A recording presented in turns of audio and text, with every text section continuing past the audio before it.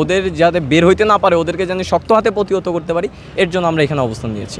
যাতে কোনো অরাজকতা সৃষ্টি না হয়, দেশের মানুষ যাতে ক্ষতিগ্রস্ত না হয়, সেজন্য মূলত আমাদের অবস্থান।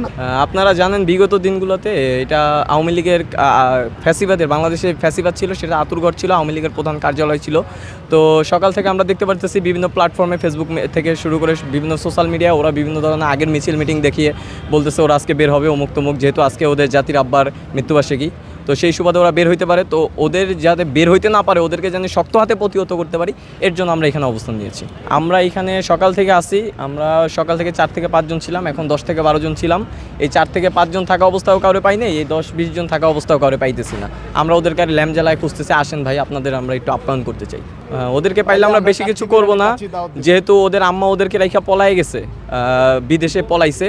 তো ওদের জন্য আমাদের একটাই দোয়া থাকবে, আপনারা আসেন, আপনাদের একটা আবাসস্থলের ব্যবস্থা করবো আমরা জেলখানার ভিতরে, যেখানে আপনারা 3 বেলা খাইতে পারবেন, ঘুমাইতে পারবেন এবং সারা দিন রাত আপনাদের আম্মার কথা মনে করতে পারবেন। আসলে সত্যি বলতে 5ই আগস্টের পরবর্তী সময়ে আওয়ামী লীগ বা আওয়ামী লীগের যে অঙ্গ সংগঠনগুলো আছে, তারা যেটা করেছে, ফেসবুক বলেন বা বিশেষ করে ফেসবুক, যে আমাদের সোশ্যাল মিডিয়াটা আছে, সোশ্যাল মিডিয়াতে প্রচুর পরিমাণে প্রোপাগান্ডা ছড়াচ্ছে যে আমরা এখানে এটা করব, ওইটা করব।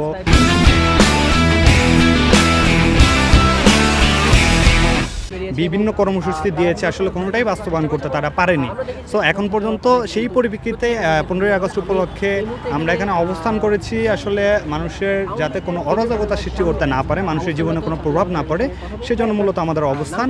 তবে এখন পর্যন্ত কাউকে এখানে দেখা যায় যাতে কোনো অরাজকতা সৃষ্টি না হয়, দেশের মানুষ যাতে ক্ষতিগ্রস্ত না হয়, সেজন্য মূলত আমাদের অবস্থান। আমরা এখানে সারা রাতে আজকে অবস্থান করব। আপনারা দেখতে পাচ্ছেন যে আমাদের লোকজন যারা আছে প্রত্যেকে ব্যাট, ক্রিকেট ব্যাট, বল সব কিছু নিয়ে এসেছে। আমরা এখন ক্রিকেট খেলবো, সারা রাতে এখানে আমরা অবস্থান করব।